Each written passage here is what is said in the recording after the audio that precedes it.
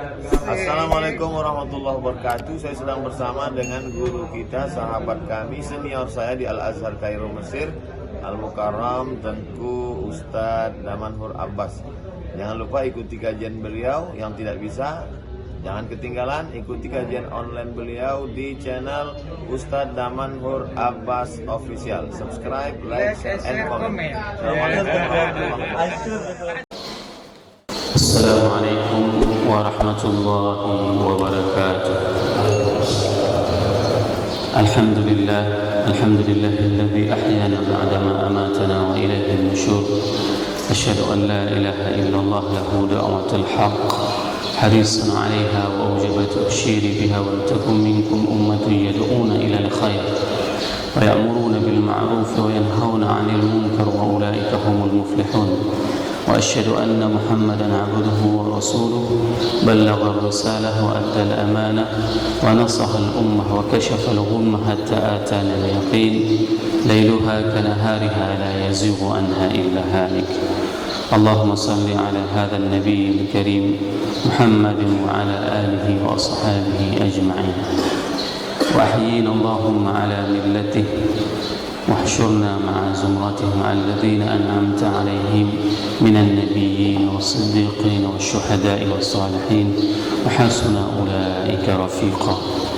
رب اشرح لي صدري ويسر لي أمري واحلل عقدة من لساني يفقهوا قولي. أما بعد.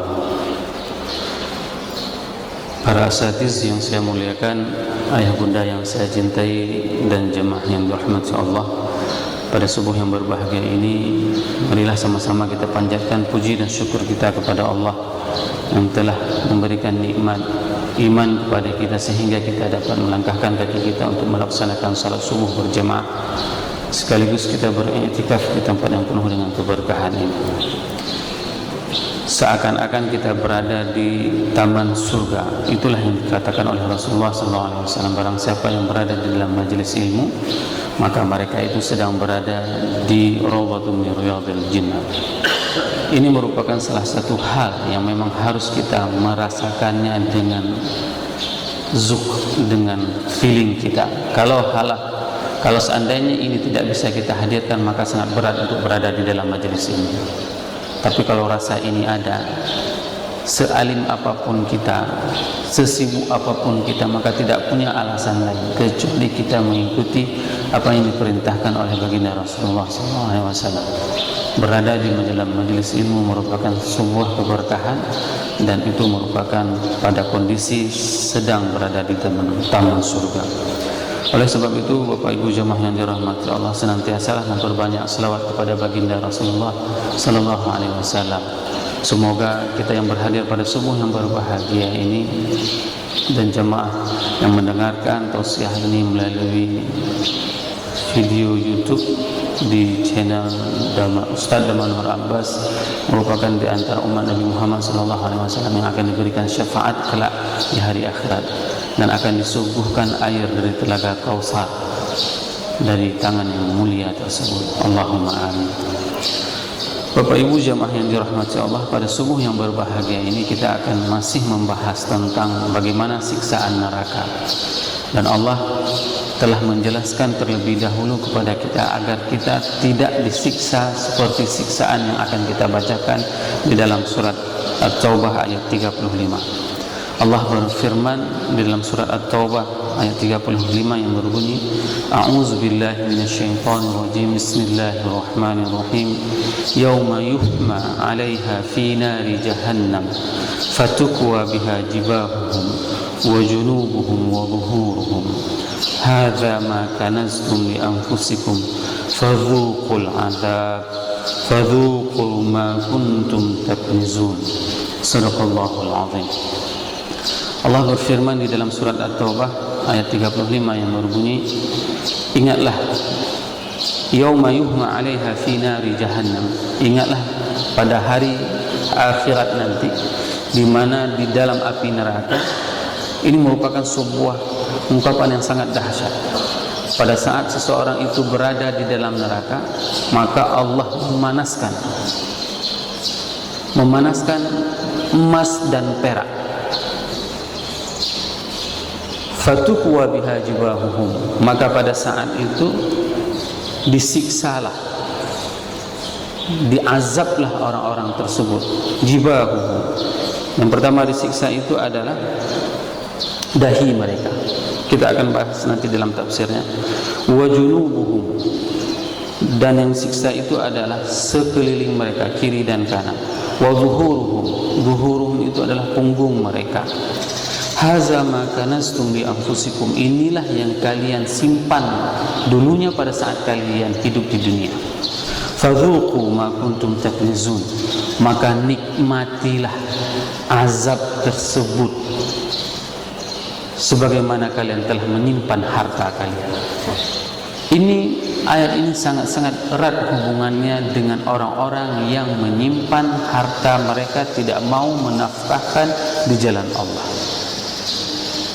Imam Ibnu Ashur di dalam tafsirnya At-Tahrir wa Tanwir juz 10, beliau menjelaskan bahwasanya kaitan ayat ini adalah kaitan dengan ayat sebelumnya, di mana Allah telah mengingatkan kepada orang-orang yang beriman tentang perilaku pendeta dan ruhban, pendeta Kristen dan pendeta Yahudi.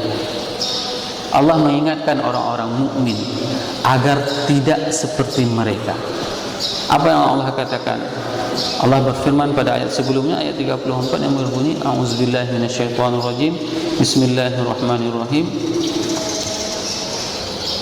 Ya ayyuhalladzina amanu inna katsiran minal ahbari war-ruhbani la ya'kuluna amwalan nas bil batil wa yasudduna an sabilillah walladzina yaknizuna adh-dhahaba wal fiddata wa la yunfiqunaha fi sabilillah fabashshirhum bi'adzabin alim. Ini adalah perilaku para pendeta Kristen dan pendeta Yahudi. Mereka itu adalah memakan harta umatnya.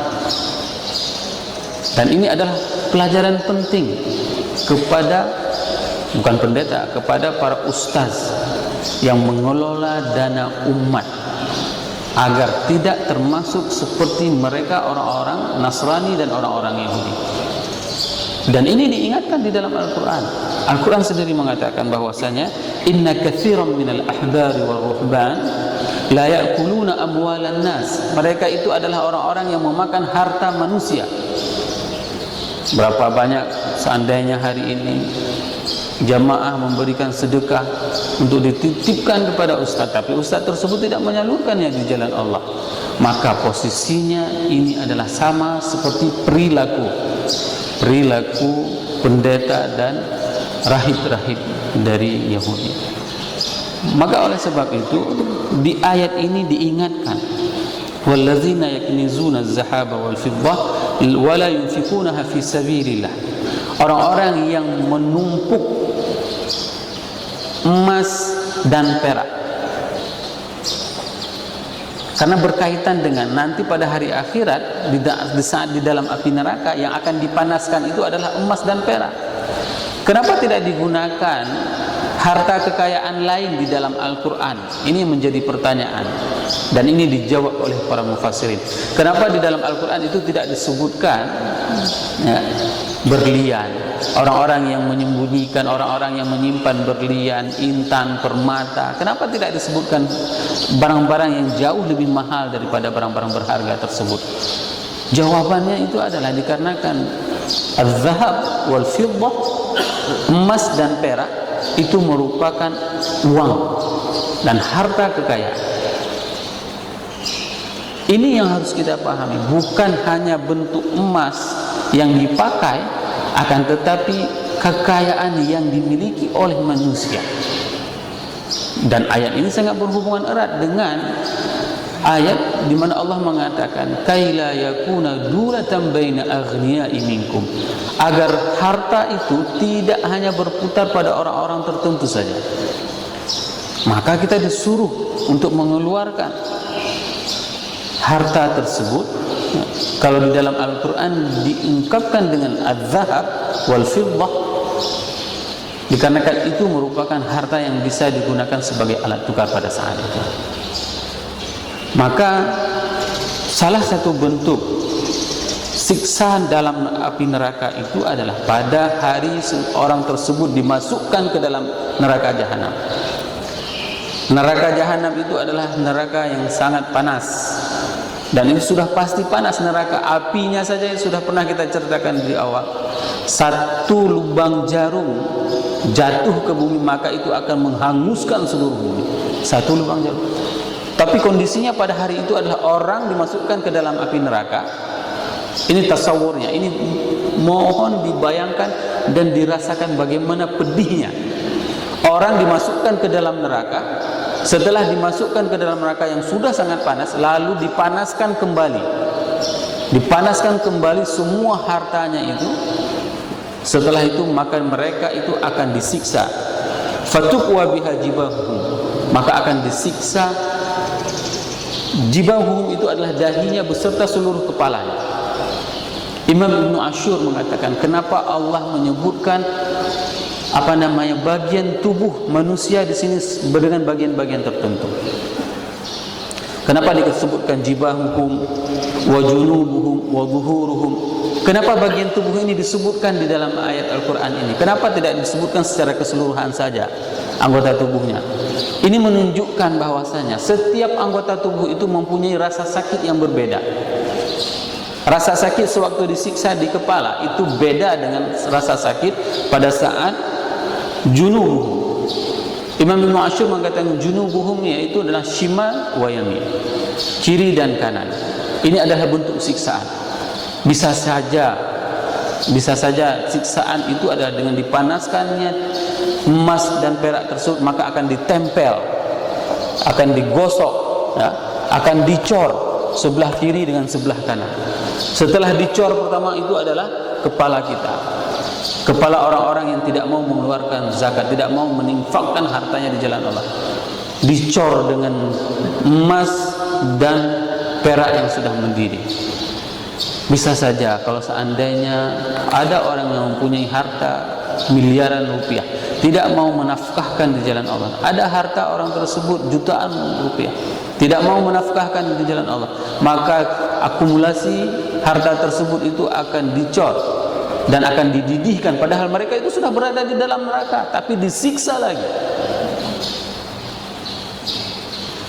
Wa zuhuruhum, zuhuruhum itu adalah punggungnya. Imam Ibn Ashur mengatakan punggung dan depan dan lambung itu semuanya akan disiksa. Isi dalam perut manusia itu termasuk sewaktu disebutkan dengan zuhuruhum. Jadi bukanlah pemahaman zuhuruhum itu adalah hanya digosok dengan setrika. Nah, kalau misalnya kita membacakan terjemahan Al-Quran, terjemahan itu digosok. Kalau digosok bagaimana pemahamannya? Seperti orang gosok baju. Gampang, bisa sanggup kita tahan. Padahal posisi pada saat itu adalah orang berada di dalam neraka yang sangat panas. Maka bentuk siksaannya itu kita tidak tahu bagaimana siksaannya. Yang jelas sangat-sangat pedih. Dan berulang kali saya katakan di dalam majelis ini bahwasanya siksaan yang paling ringan di dalam neraka itu adalah sendal jepit neraka. Sendal jepit made in neraka. Begitu dipakai di bawah mendidih ubun-ubunnya, blub.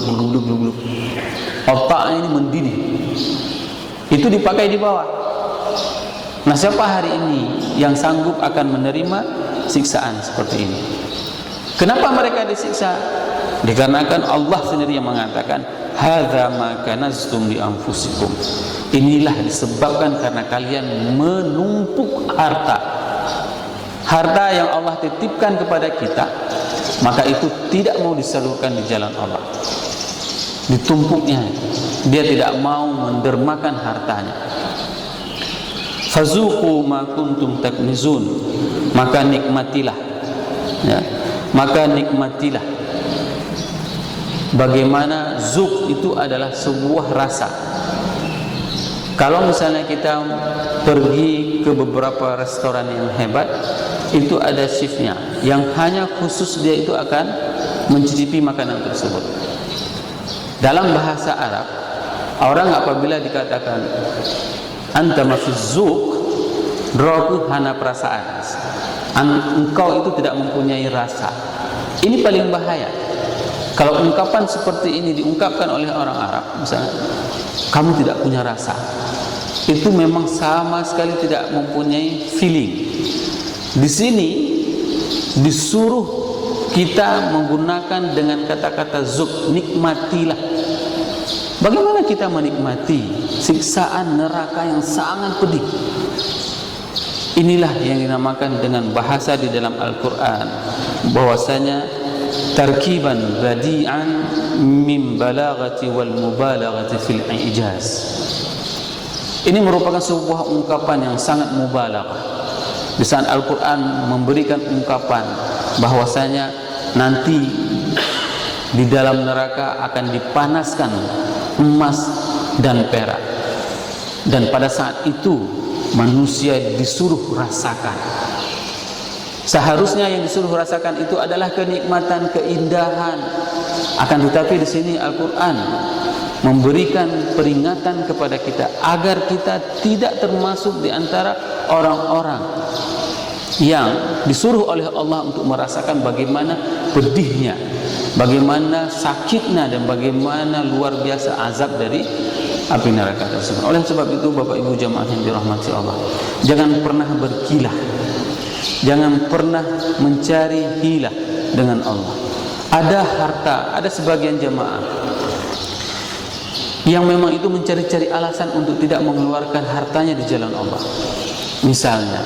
Dan hal ini paling banyak terjadi sama ibu-ibu. Mohon maaf, tidak di ibu-ibu yang berada di sini. Ibu-ibu ini mempunyai emas, ya. Emas itu dipakai terkadang, tapi ada emas yang memang sama sekali tidak terpakai. Lebih dari 45 gram dalam satu tahun itu sudah diwajibkan untuk mengeluarkan zakat. Agar tidak keluar zakat, apa yang terjadi? Dipakainya 2 bulan sebelum jatuh haul, dipakainya. Setelah itu ditanyakan kepada kita, Ustaz, saya punya emas 90 gram, apakah kena zakat? Kena. Misalnya kita bilang, enggak, emasnya saya simpan. Oh, kalau disimpan saja tidak. Kalau disimpan saja kena, tapi kalau dipakai tidak. Ya. Kapan dipakainya? Kalau misalnya 12 bulan, paling dia pakai 5 kali. Hanya untuk tidak mengeluarkan zakat. Ya. Beralasan, mencari alasan dengan Allah agar tidak mengeluarkan zakat. Ini yang paling bahaya. Saya mengulangi, dalam majelis ini sudah pernah saya sampaikan. Ali radhiyallahu anhu, ya, Ali bin Abi Thalib itu salah seorang sahabat Rasul yang paling miskin. Di antara sekian banyak sahabat, status Ali itu adalah status sahabat yang paling miskin. Miskin sekali. Pada saat terjadi Khaybar, peperangan Khaybar, Ali mendapatkan beberapa tanah Khaybar, dan itu merupakan satu-satunya aset yang bisa meningkatkan taraf ekonomi Ali. Bagaimana miskinnya Ali? Suatu hari, ya, Ibunda Fatimah Zahra itu datang ke Rasulullah, ke ayahandanya. Apa yang dikatakan oleh Ibunda Fatimah Zahra? Wahai ayahanda, berikanlah aku pembantu. Aku lelah bekerja di rumah. Kenapa? Tangannya terkelupas. Bayangkan, ya, anak seorang nabi, ya, anak makhluk yang paling mulia di atas jagat raya, zuriat Rasulullah, tangannya terkelupas. Ibu-ibu siapa yang punya anak bekerja di rumah membantu ibu-ibu hari ini yang tangannya terkelupas? Ini anak Rasul, dikarenakan mengerjakan semua pekerjaan di rumahnya dengan tangannya. Lalu dia meminta kepada ayahandanya, seorang presiden, seorang khalifah, seorang amirul mukminin, seorang pimpinan negara. Tidak diberikan oleh ayahandanya. Yang diberikan hanya zikir, subhanallah walhamdulillah wala ilaha illallah wallahu akbar. Baca ini wahai Fatimah, besok pagi engkau bangun sudah sehat kembali. Coba bayangkan, begitulah tingkat kemiskinan. Tidak punya pembantu, tidak ada yang membantu di rumah. Semua pekerjaan dilakukan sendiri. Dan pada saat Ali mendapatkan harta Khaybar, apa yang dilakukan? Ali mewakafkan harta tersebut dan menuliskan wasiat. Wakaf ini tidak untuk diwariskan, tapi dipergunakan untuk pembiayaan kepada kerabat, kepada di jalan Allah. Itu dibuat wasiat oleh Allah. Hari ini apa yang sudah kita peruntukkan untuk agama Allah, sehingga generasi setelah kita itu akan bisa merasakan perjuangan Islam ini dikarenakan ada upaya dari kita, dan sehingga kita bisa melepaskan diri dari ayat ini. Hadza ma kanastum li anfusikum. Dulu kalian itu menumpuk harta kalian, sehingga kalian itu akan fatuhu wajibahu. Maka pada saat itu manusia yang menumpuk hartanya, yang tidak mau bersedekah, tidak mau berwakaf, tidak mau mengeluarkan zakat, maka mereka itu akan disiksa oleh Allah. Saya katakan kepada jamaah semuanya, ada salah seorang pengakuan dari jamaah yang menanyakan kepada saya, Ustaz, saya setiap tahun itu mimisan Ustaz. Setiap tahun mimisan. Seorang ibu ya, menanyakan seperti itu. Saya bilang, mungkin ibu kurang sedekah. Banyak sedekah saya Ustaz. Atau ibu punya harta yang dulunya itu tidak ibu keluarkan zakat, itu baru teringat. Lalu ditanyakan kepada saya, apakah sawit itu dikeluarkan zakat? Iya, saya bilang. Semua pendapatan, semua pertambahan nilai ekonomi apabila telah mencapai kepada nisab dan haul, maka kita wajib mengeluarkan. Saya bilang seperti itu sama itu. Oh baik Ustaz, dia hitung semua berapa lama dia tidak mengeluarkan sawitnya, zakat sawitnya. Dikeluarkannya. Setelah sekian lama, ya, dia katakan, alhamdulillah saya tidak pernah mimisan lagi Ustaz. Setelah saya bayar semua zakat dari pendapatan yang tidak pernah saya hitung selama ini. Dan beliau tidak pernah lagi mimisan. Terkadang Allah menegur hambanya seperti ini, ya. Tapi ada juga yang Allah memang membiarkannya lempang terus, dapat nikmat biasa saja, nggak ditegur-tegur, sekali mati langsung ganas. Ini merupakan salah satu bagaimana bentuk kecintaan Allah kepada kita. Allah tegur terkadang orang tersebut. Maka ini sudah menjadi pelajaran semuanya kepada Allah. Allah ingin mengatakan kepada kita bahwasanya harta yang hari ini kita miliki itu adalah titipan dari Allah, bukan karena hasil kepandaian kita. Ini yang harus kita pahami bersama.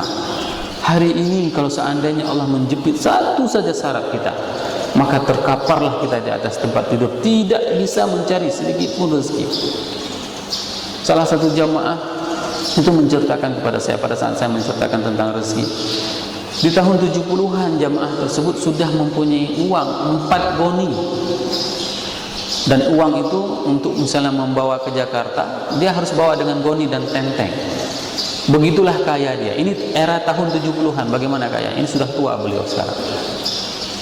Dia cerita kepada saya, Ustaz, apa yang Ustaz bilang itu betul. Rezeki itu memang ditentukan sama Allah. Saya tahun 70 itu sudah ada uang 4 goni Ustaz. Begitulah Allah kasih rezeki kepada saya. Pada saat dicabut rezeki tersebut Ustaz, 3 hari saya cari uang, ya, 3 hari saya cari uang, 1 kilo beras pun tidak dapat. Seakan-akan semua pintu rezeki itu ditutup oleh Allah. Dan dia menyadarinya. Inilah yang dinamakan dengan rezeki. Saya bilang alhamdulillah, ayah masih sadar. Bagaimana kalau seandainya sudah meninggal dulu tidak sadar? Nah, sehingga apa? Alhamdulillah hari ini begitu ada misalnya kita minta sedekah untuk pembangunan apa, untuk buat ini, buat itu, langsung beliau dengan sadarnya memberikan sedekah tersebut. Kenapa? Karena dulu waktu punya uang banyak segitu tidaklah sesadar ini. Maka inilah kesempatan kepada kita. Allah masih berikan umur panjang kepada kita, Bapak Ibu jamaah yang dirahmati Allah. Berapapun kemudahan yang kita miliki, berapapun kemudahan, Allah tidak menyamaratakan semua kita, tapi itu sesuai dengan kemudahan yang kita miliki. Ada di antara kita yang memang kemudahannya pendapatan kita kecil, maka sedekahkanlah semampu kita. Ada orang yang mempunyai pendapatan besar, maka sedekahlah lebih besar. Semoga apa yang saya sampaikan ini bermanfaat kepada diri saya dan kepada jamaah semuanya, sehingga bisa meningkatkan keimanan kita kepada Allah dan kepada Rasul. Subhanakallahumma wa bihamdika asyhadu an la ilaha illa anta astaghfiruka wa atubu ilaik. Wassalamualaikum warahmatullahi wabarakatuh.